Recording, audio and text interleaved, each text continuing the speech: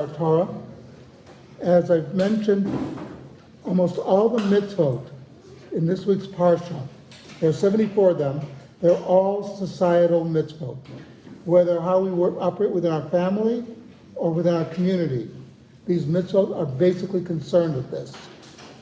And the final one that we have, of course, is the mitzvah of having accurate weights and measures.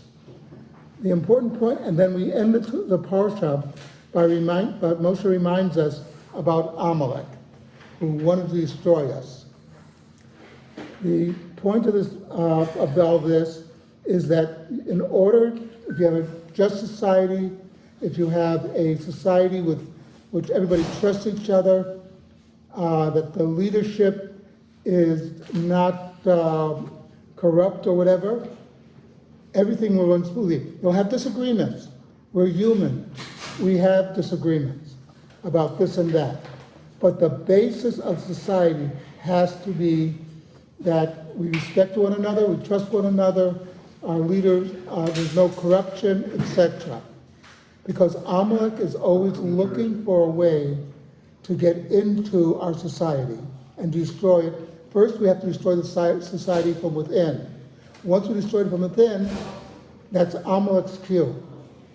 You should remember that before Hamas attacked Israel, there were massive demonstrations against the government, where they would block streets, etc. So Hamas figured this is the best time. The Jews are divided. And they misinterpreted our division to be a weakness. Amalek is always looking for weakness. You might say that he's basically a scavenger. He doesn't build anything. He doesn't make anything new. He's looking to tear down what is and to attack the people who are builders.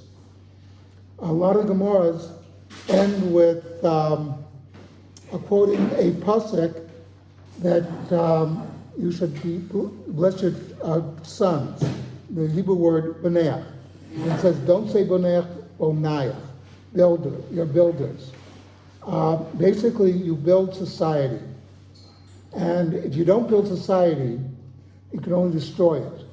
So the builders of society, of course, are the Rabbanim, the people who learn Torah, but it's also people who are innovators. They come up with new ideas. Israel has one of the most interesting society that even under attack, they make tremendous innovations in science, in business, etc. That in other words, there's a lot more going on in Israel. It's not just a state with an army. It's a society where people are doing things that are amazing. They recently came out with something, I think, for heart disease. They also grew an artificial kidney from stem cells. Okay, they grew an artificial kidney from stem cells. Not artificial, a natural kidney from stem cells. Well, an actual kidney. But the point is that even at war, Israel's doing something that will benefit mankind. And it's something that we have to remember. Amalek doesn't build. Amalek only destroys. If you want a good society, you have a society that builds. And that's what this week's parsha is telling us. A society that builds has to follow these laws.